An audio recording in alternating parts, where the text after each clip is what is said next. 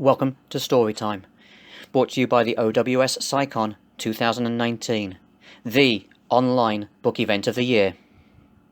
The glowing red sparks appeared a few hours before dawn. Terpsichore looked across to where she could just make out Myrddin lying close to the fire, apparently asleep.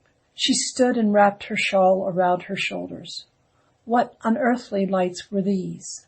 In the name of Hades, she had never seen anything like this before. She watched them as they advanced and retreated. They seemed to beckon to her. She walked forward a few steps. This was not natural. She sensed evil, but of a kind she had never come across before. She tried to turn her head, to look away and move back to the fire. Some force compelled her to keep staring at them, to move forward. Further and further from the campground she wandered. The air grew chill and she pulled her shawl more closely around her.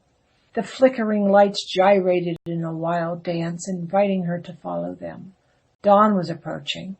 In the dim early morning light, she could make out demon faces, red glowing eyes, hands outstretched with flames at their fingertips. She recoiled in horror. Somewhere in her subconscious, she knew she was in deadly danger, but still she moved forward. They summoned her to follow, and she could not help but obey. She tried to call to Apollo and her father, but her mind was numb. She could reach no one on Olympus. Myrddin! No sound from her lips. Still, a strange, unearthly power obliged her to walk forward towards those eerie, mesmerizing points of light. The ground grew soft beneath her feet. Cold mud oozed between her bare toes. The further she walked, the deeper the mud became. Eventually, she realized she was up to her waist in chill, muddy water, and she was powerless to turn back or even to move anymore. Zeus, oh Father, please help me. Don't desert me now. For the first time in her eternal life, she knew fear. These creatures of nameless evil had her trapped.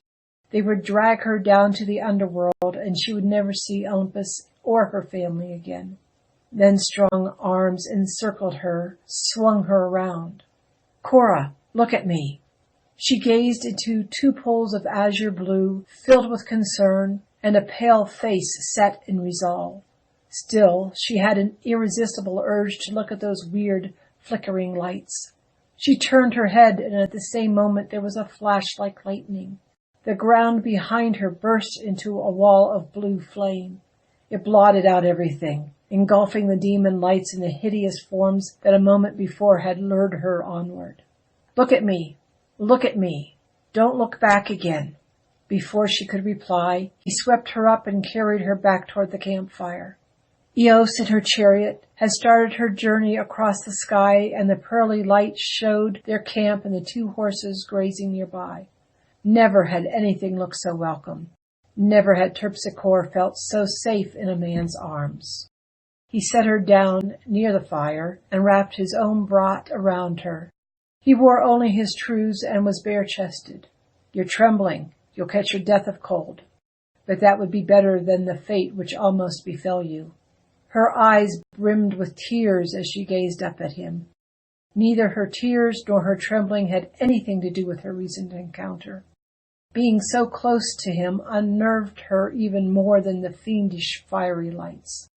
The thought of his protective arms around her just a few moments ago sent searing heat through her veins. There could be no point in trying to deny it any longer. Despite her vow, she'd fallen in love with this mortal. She loved him more than she'd ever loved any man, or any god either. She looked at his slim body, firm and athletic without being too muscular, golden hair sprinkling his broad chest, and she ached to touch him. Slowly she stood, and placing her hands on his shoulders, pressed her face against him for comfort, inhaling his cold masculine scent. It reminded her of pine and musk and warm evenings with the tang of the sea. The feel of his bare skin against her face did things to her over which, goddess or not, she had no control. Once more, his arms enfolded her. She felt the touch of his lips against her hair. You're safe now, Cora. I won't let anything happen to you. He mistook her longing, her desire, for fear. Could he not feel the beating of her heart, or did he put that down to fright as well? She took a deep breath. She was a goddess. She would not be seen to be weak and frail like a mortal woman. She drew back from him a little and gazed up into his eyes. I know, and I thank you for saving me from... The words stuck in her throat as she once again lost herself in his eyes. His face wore such a gentle expression, so much concern in his eyes. His lips were so close to hers. From what, Cora? Did you know that they were the Elchilchton? Do you realize how much danger you are in? He brushed the hair from her face with the back of his hand. At his touch, fire coursed through her body. Terpsichore held her breath and pressed even closer to him. Clasping her hands around his neck, she hungrily drew his mouth down to hers. As he returned her kiss, she parted her lips and his tongue first teased, then slid between them and caressed her own. He deepened the kiss until she felt delirious with the ecstasy of it. Her heart thudded so hard it was almost painful. This man would drive her to madness. Did mortal women feel like this? She tingled from head to foot, and a sweet ache throbbed deep within her. She molded her body to his, her breast burning against his bare chest. Never before had she felt this way when a man kissed her. Never had she wanted any man so much. Never had she felt so nearly mortal. She felt his arousal and closed her eyes in surrender. Then she heard his faint, ragged intake of breath as he ceased the kiss and released her. Gently, he removed her hands from around his neck, holding them in the both of his. I'm sorry, Cora. This is wrong.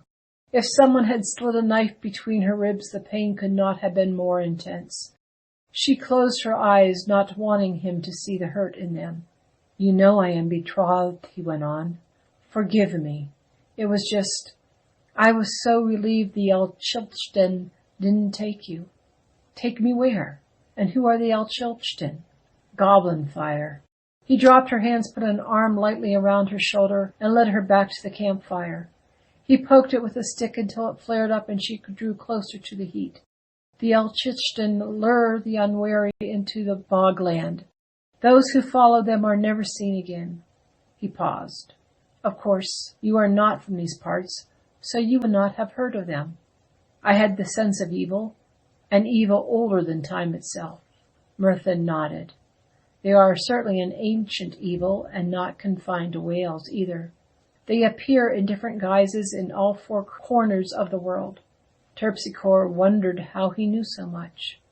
It seemed, however, there was a lot about Myrddin she did not know. This story time was read by PJ MacLayne and brought to you in conjunction with the OWSCyCon 2019. OWSCyCon runs from May 17th through May 19th. You can find us at OWSCyCon.OurRightSide.com. Again, OWSCyCon.OurRightSide.com. We have events happening across all genres. If you are a reader, you cannot afford to miss this event. You never know. You may just find your next best read.